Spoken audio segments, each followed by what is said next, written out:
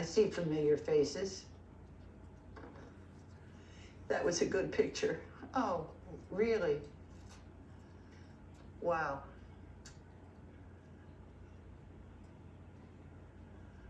Huh.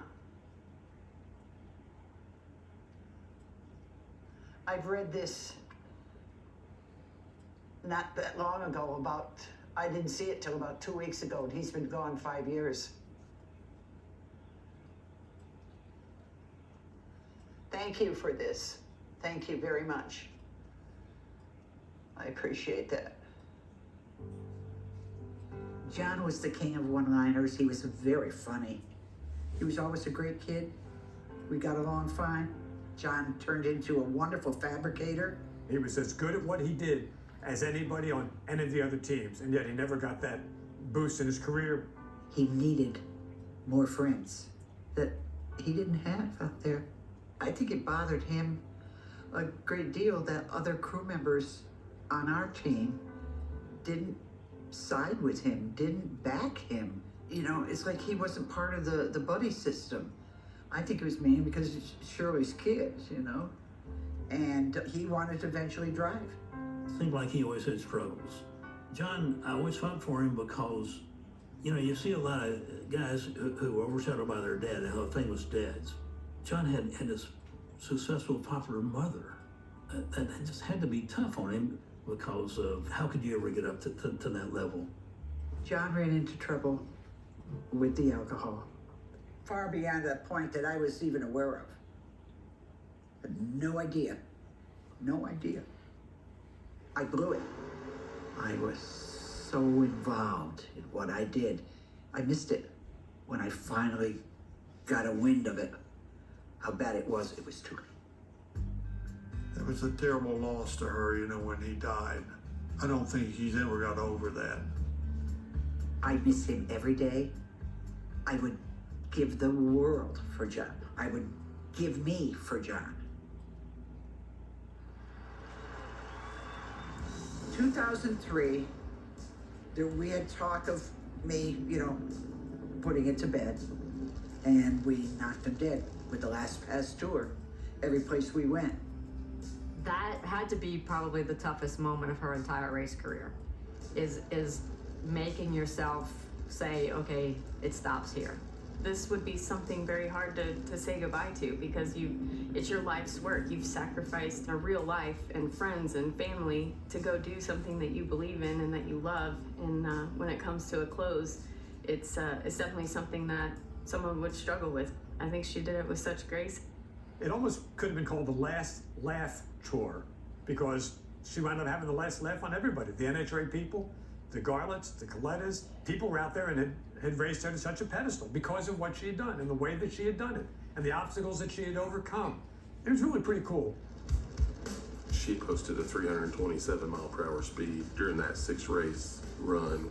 There were a couple of races there, one in Chicago where she went to the semis, and I mean, people were like, wow, could this really happen? Kind of like when Tom Watson almost won the British Open. I just remember how cool she is.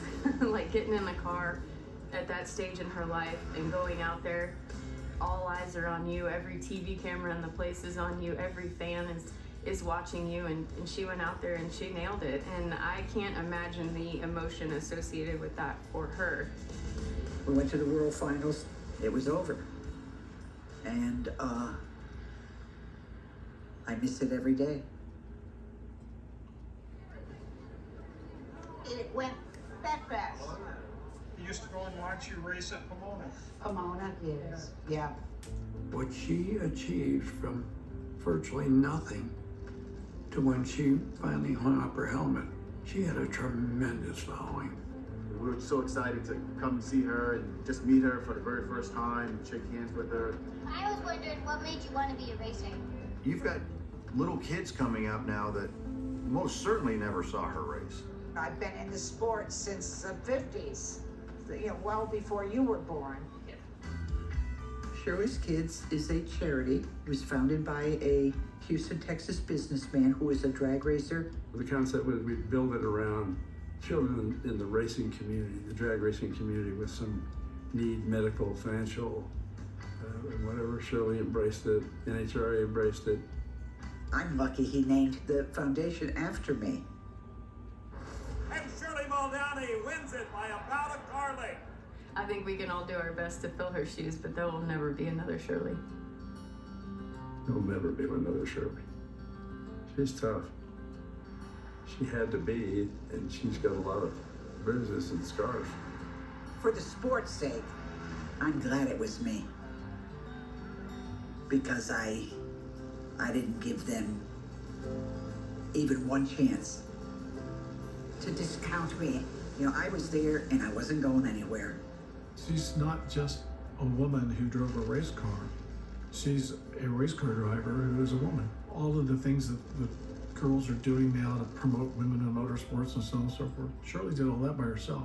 You can't compare Shirley to anybody. When my daughters came along, it was easier because Shirley had already been out there and opened the door. Shirley inspired thousands of young women to get into drag racing, and it brought thousands and thousands of new fans to the track.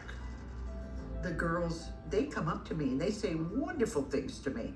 The semi-pros and the alcohol, and they're just so appreciative that, you know, I got the dirty work done. Well, it just went with the territory.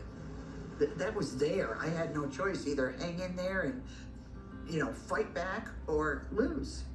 I regret not sitting with her and talking to her more. There's a lot more you can find out from her than anybody else at the racetrack.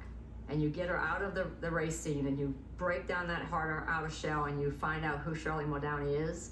I want her on my side, I can tell you that. She had that personality that could take them on. And that's what made her a star. We loved it.